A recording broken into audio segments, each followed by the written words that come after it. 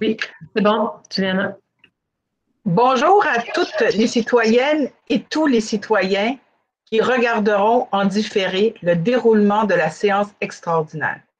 Le tout en cohérence avec les mesures de prévention de la propagation de la COVID-19.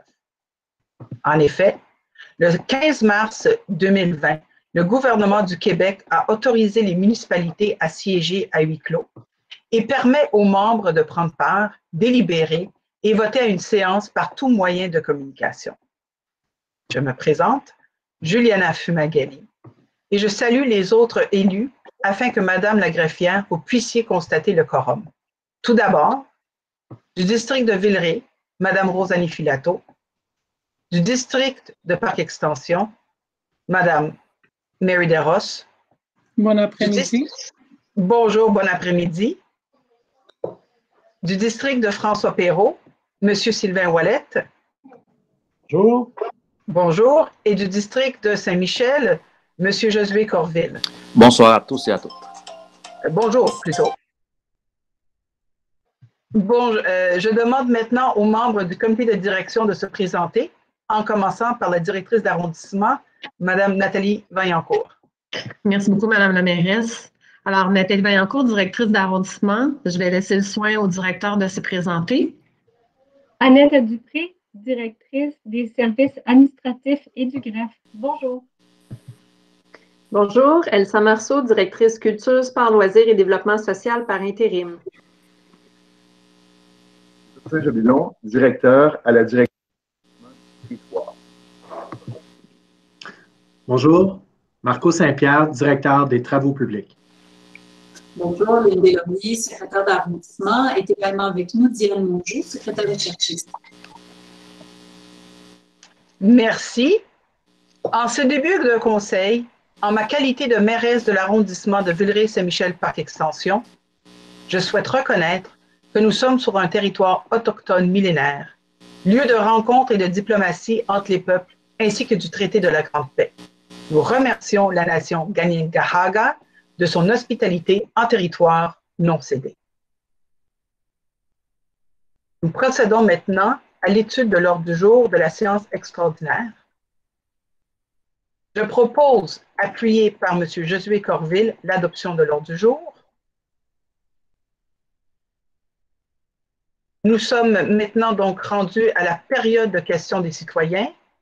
Madame la greffière, je crois que vous n'avez pas à nous expliquer le fonctionnement puisque nous n'avons reçu aucune question en lien avec, excusez-moi, nous n'avons reçu aucune question en lien du public avec le dossier à l'étude lors de cette séance, n'est-ce pas?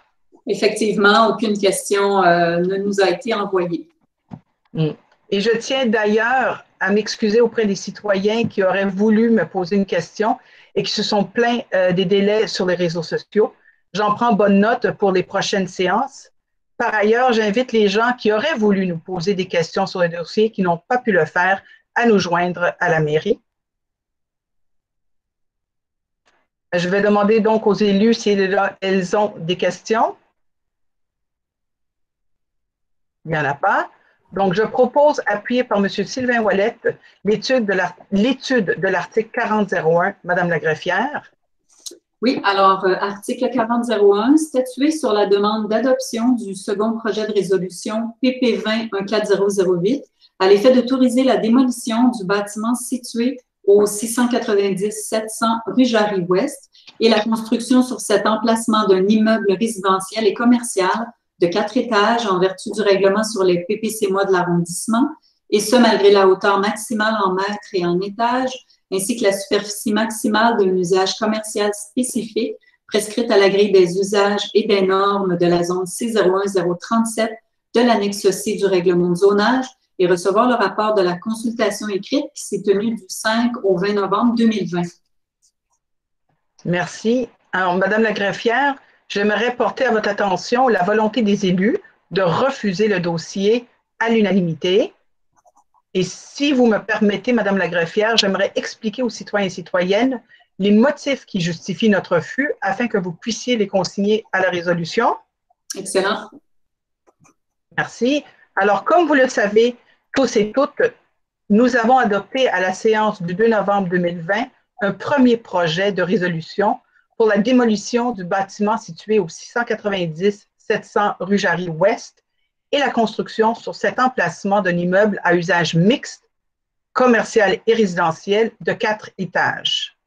La propriété visée est une tête d'îlot avec un garage mécanique automobile construit en 1954 ainsi qu'un local vacant qui abritait jadis une épicerie. Sur cette portion de la rue Jarry, les bâtiments comprennent généralement 2 ou 3 étages et il va de même pour les rues transversales.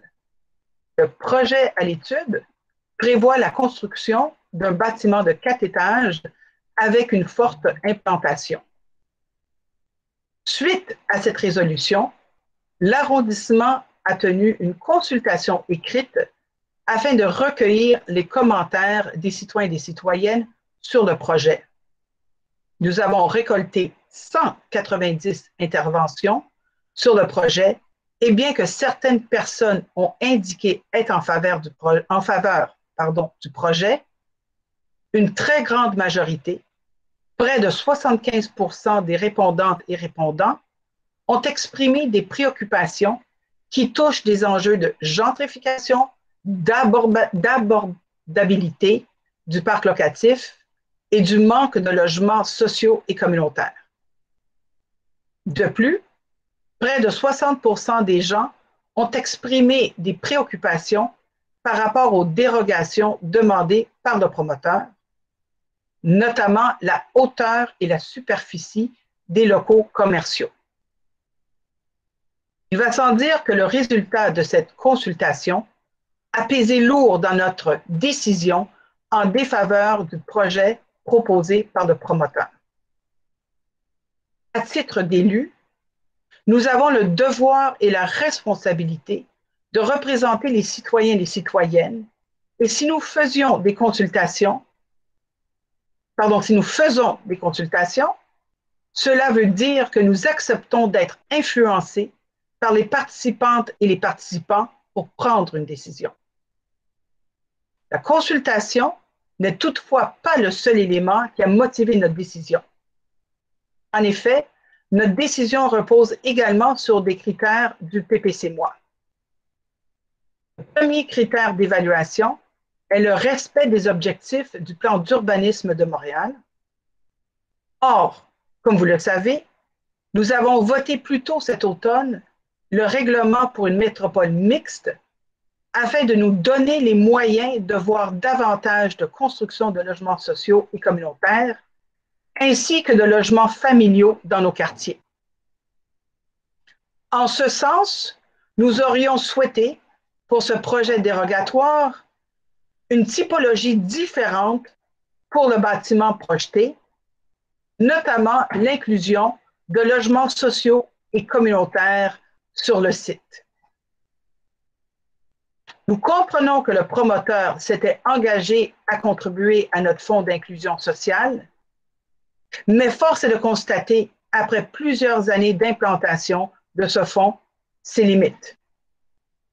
En effet, ce fonds ne nous permet pas de concrétiser des projets de logements sociaux et communautaires au cœur de la vie de nos quartiers. Pour y arriver, il faut que ce type de logement soit construit à même le site. Ainsi, la décision prise aujourd'hui reflète cette vision des élus. Un deuxième critère d'évaluation dans le cadre d'un PPC-MOI est la compatibilité entre le projet et le milieu d'insertion. À la lumière des nombreux commentaires recueillis lors de la consultation publique, les élus sont d'avis qu'il n'y a pas d'acceptabilité sociale envers ce projet et que ce dernier comporte peu d'avantages sociaux si ce n'est